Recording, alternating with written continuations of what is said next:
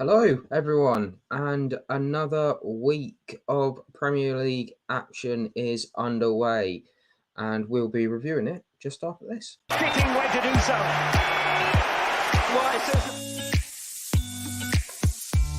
Can it's him. Back to Balotelli. It runs for Aguero. They did it! Hazard still on the ground as Charlie Adam goes for goal here. Oh, and he scored!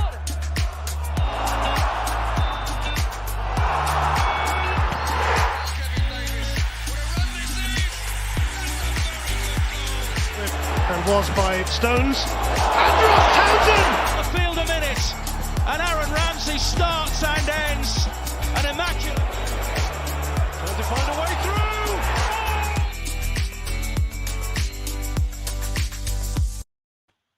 So, hello, everyone. It is another week, another Premier League, and we are going to start off with Manchester United versus Aston Villa, which was done by our very own Luke. Away, I think it's been an interesting game. Villa have had a very poor season this season, obviously losing Gerrard, but they've now got Unai Emery, which will be good for them, so they might get the new manager bounce, and he set up his teams very well, so it's going to be pretty hard to break them down if they can adapt to his style of football.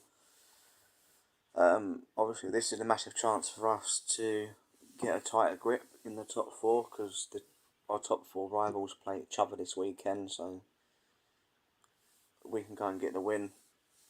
Would be fantastic. I think Martial is going to be back. Hopefully Anthony's back. Sancho possibly back. So we're going to have near enough a full team, barring Rafael Varane.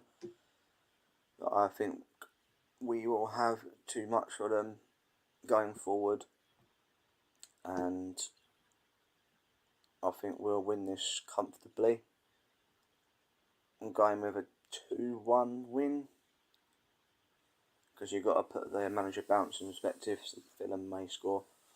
But although we have been very good defensively for the past few games, we only conceded once, and that was a penalty. We haven't conceded at all in open play in a very long time. I am looking forward to seeing how this game plans out. I think we'll get the 3 points and go on, march on forwards. Okay, thank you, Luke. And now we will discuss Man City versus Fulham. So just looking at this game, Man City have a great home record, winning 3-1 against Brighton, beating Southampton 4-0, and then 6-3 win over Manchester United. Fulham, their away form has picked up a little bit. They've lost their last game against West Ham earlier in October. Then their last game away, they won against Leeds 3-2. When you see these two teams, it's going to be quite easy. As everyone else sees this, I think Man City are going to win this one. Not a problem. We are now going to go and see what everyone else has to say. Take it away, Nick and Hubert. So, Southampton, Newcastle United, taking place on the South Coast of St Mary's at 2 p.m. on Sunday, live on Sky Sports. And so, yeah, obviously it's going to be hard to. And of course, the rail strikes the day before will impact fans travelling, getting down. But I think Newcastle have been playing really well. Unbeaten, still one defeat this whole season. And having played Man United, Man City, Liverpool, Tottenham, it's very impressive. Newcastle they've got players in form with Callum Wilson, Miyake Almiron, Bruno Guimaraes, Trippier, Botman, Fabian Schär, Dan Burn, Nick Pope, Joe. Newcastle will also we'll have to make a change with Joe Linton suspension. I think Alex Saint-Maximin will come in. So yeah, and then we've got John Joe Shelby to come to play minutes. So it's all good. I think Southampton have not been very good this season. They've been very inconsistent, and I think the way they play against Palace, I think they'll struggle to cope with Newcastle. I think Newcastle will play them off the park, and I think we'll get it with the intensity on the front foot, and I think it'll be another good performance and win for Newcastle. I think we'll probably win 2-0 through Bruno and Callum Wilson scoring. So yeah, it's all good. Before we head into League Cup tie against Crystal Palace at home and Chelsea at home at the last game of the Premier League for the World Cup break. So let's talk about Nottingham Forest Brentford. Now, you've got an interesting one there. Two teams that are doing in variously different quality form. You've got Forest, who got hammered by Arsenal.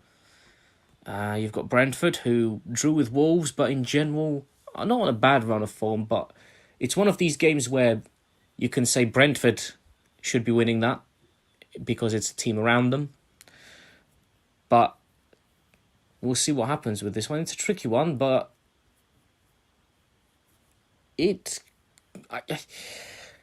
I mean, Forest could get something out of it. It's at the City ground, so you could say that they are in a good position, but it is Brentford.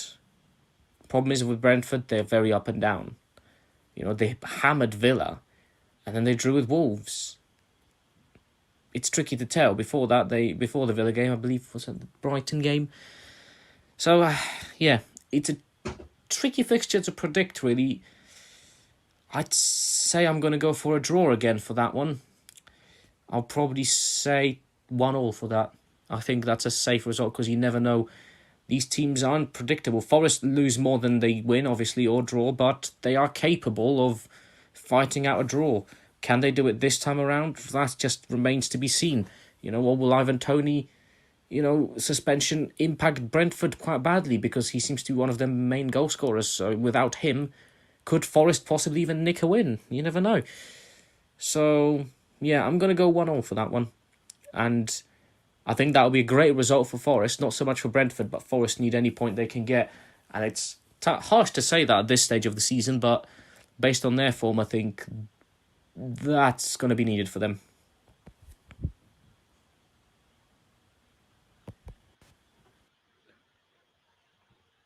So just before we go into Hubert's next game, which was Tottenham versus Liverpool, we will talk about, if I can get it up, I will get that, the Everton versus Leicester game. From an honest point of view, I think Everton have this in the bag. It's just, there's a feeling now that Everton are just shining at the moment, and it's shown in their recent results, actually. So if I can get it up, come on. Really unprofessional of me. I'll try this. Here we go. There we go. So in their previous results, Everton have, at home, they've won 3-0 against Palace, and then their last home game before that was against Manchester United, which they lost 2-1. Whereas Leicester have gone on the road, they've lost to Man City. They then they won at Wolves. Sorry, they then haven't played until that 8th of October loss to Bournemouth. So a bit mixture bag, really. Leicester have played a lot of home games at the moment, so I would imagine that they're going to be a bit more uncomfortable on the road. I think Everton are going to be strong favourites for this game, and I think Everton are going to get it over the line. Put a lot more pressure on Brendan Rodgers on where he's going to see himself. Maybe we might see a change of manager in the future. Who knows? Right, we will go and talk to Luke again, who has the Bournemouth versus Leeds game. Yes, Leeds, Bournemouth. I think that's going to be a very good game. Bournemouth, they took it to Spurs last weekend and got a 2-0 lead, unfortunately. let that slip so they can probably take something from that game into this one.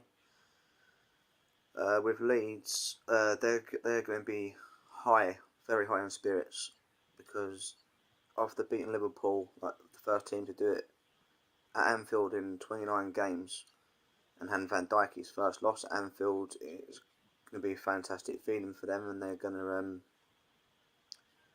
try and build on that. I think it's going to be a Leeds win, but I think Bournemouth won't go down without swinging.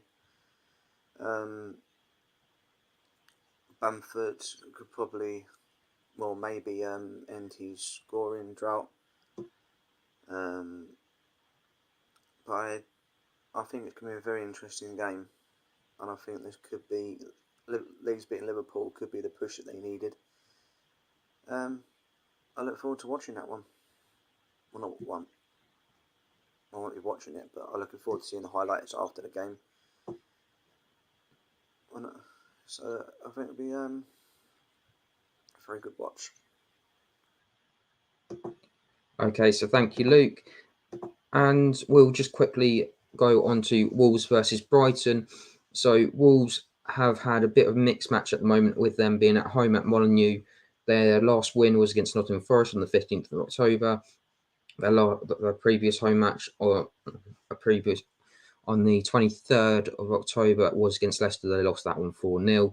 Brighton have a new manager bounce, and funnily enough, their last away game was against Man City. They lost that 3-1.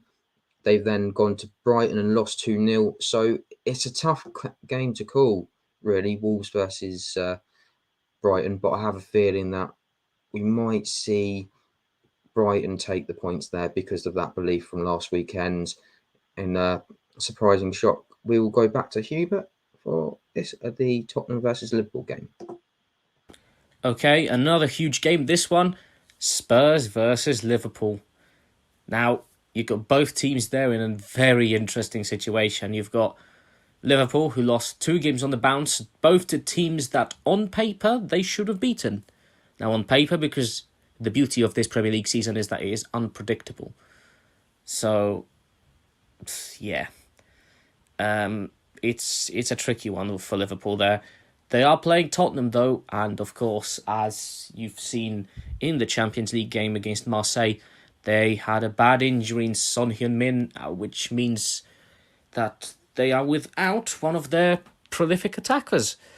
Mind you, he's not exactly been on a massive run of scoring form, so some would argue that it maybe isn't the big loss because he's not been scoring, but realistically he adds a lot to the team and he's still capable of scoring these goals. So you kind of have to think both teams are in a difficult position. Both teams have both teams have injuries to deal with, and Tottenham's injury situation isn't great. I mean, all they need is Harry Kane to get injured now, and this will be awful. So who's worse going into the game? That's tricky to tell.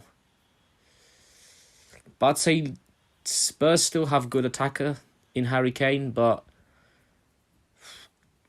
still got plenty of injuries. So I see this game quite just about in favour of Liverpool, I think. Just about, though. And by just about, I mean 2-1 to Liverpool. So, yeah, it's going to be a close one because both teams aren't in a great position and both teams really probably need the points to be anywhere near competing where they at levels they usually are, especially Liverpool. So it's a case of who will want it more and who will be able to deal with a difficult position and a difficult situation within the club more, and that team will end up prevailing on the day. So yeah, I'd say 2-1 to Liverpool. So we'll just go into the last game before this, which was West Ham versus Crystal Palace. It's going to be a difficult game. I keep on saying that Palace deserve to get something, and now they're playing West Ham. It's, again, going to be a difficult game. So just to recap, West Ham have their last game. They home was a 2-0 win over Bournemouth. They've then gone away and lost to Manchester United.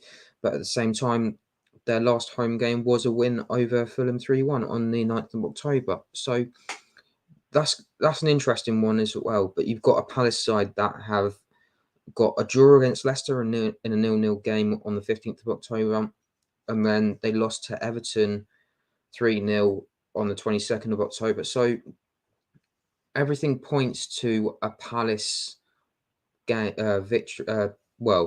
Palace loss really. I can just see it happening that West Ham are going to take the points there. So we will now go back to Hubert, and we'll talk about the other London derby happening this weekend. A big game, shall we? Chelsea, Arsenal, at 12 o'clock on a Sunday. Very strange timing, but I guess Europa League has its part to play. So, as I've said before on the show, multiple times during Premier League reviews, previews, anytime I had the opportunity, that this game is, you could say, a fixture that I would say, as a Chelsea fan, I'm almost terrified to play, because you see how Arsenal are doing, top of the league. They only lost, to Man United? They lost to Man United, and that game could have ended very differently, due to, referee controversies and stuff like that were there apparently. They drew against Southampton, sure, but they still got a better result than we did. All in all, Arsenal are definitely a terrifying opponent to play at this stage. So, what do I think will happen during the game? I mean, we need to bounce back against Arsenal. It has to be. The Brighton game was awful. We made changes against Zagreb, although still gained a bad injury to Chilwell, so that's another player missing, together with Reece James. It's certainly not well on that front, so we have to use what we've got. It's a derby, it's a London derby, so technically you could say form goes out the window, and you're probably right. So all that we have to now focus on is the derby form, as we call it. It's a different type of form. We need to get something out of this game if we are to stand any chance at competing at the same level, really. So, prediction-wise, I'm going to go for a 2-2 draw, which I think is the best outcome. I don't feel comfortable that we can win it. Obviously, if we do, I'm going to be happy, don't get me wrong. But looking at both teams and the way they are performing at the moment, I think a draw from a Chelsea fan's perspective would be a fair result, to be honest. And if Aubameyang scores, it will be funny. But that's probably what I'm going to say to that one. It's going to be a tricky one. And Arsenal, I would say, will be just about the favourites in this game. Yes, it's at Chelsea, so we've got the home advantage, but we'll have to see how much good that actually does. So yeah, that's pretty much it. I think a draw, 2-2 draw, the best result. If we lose, I guess, considering our form, it'll be disappointing but not surprising. But hopefully we can get at least a point from that game. If it's all three, even better. So yeah, Chelsea, Arsenal, 2-2 draw, 12 o'clock on Sunday. Bring it on. Okay, so thank you, Hubert, for his thoughts there. So for me, as an Arsenal fan, you look in this fixture and I think you've got two minds. Either you're going to want to go and play Chelsea with everything that's going on, but from Chelsea's point of view as well, as Hubert has mentioned they've got injuries, but they've got a point to prove. Last time out, they lost to Brighton away, and you wouldn't have expected it. And so they've got something more to amp them up, and nothing amps anyone else up more than this derby. If I'm honest, you don't really see a derby against any other team in London. Maybe the Chelsea Tottenham one, which is probably historically a little bit more violent than this one, but we have seen in the past, we've seen finals against Arsenal, Chelsea, and that's all what plays a part. You've got the added bonus of Aubameyang wanting to play against Arsenal, want to prove Mikel Arteta wrong. It would. I'm not going to lie. It's just sort of written that he's going to score a goal. It doesn't matter who, he'll score a goal. So on that front. You've also got Arsenal have, well, you'd hope that Saka, after coming on after last night, that he would be playing. And that's huge and that's important that it happens. But I don't think he's going to be fully fit. I think he needs to have that rest. This is one of the last games before the World Cup starts. So I know the intensity is going to be there. We've seen this fixture brings a lot to the table. We've seen some great goals, some great competition, some great competitiveness, and I think that's going to happen. Graham Potter's got a lot to prove for himself, and I think Mikel Arteta sort of does see this as the game where anything can go.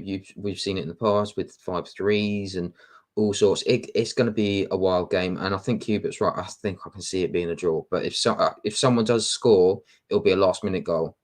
I think I would go with a 1-1, but you never know. So that is it for everything today, and thank you for joining us. If you have, don't forget to like, subscribe, and leave a like. And we are everywhere at the moment on Golden Goal. We have Twitter, we have Facebook, we have our WhatsApp group, and we also have a Discord. So thank you so much for tuning in to us today, and hope to see you next time. Thank you for everything, and see you next time. Bye.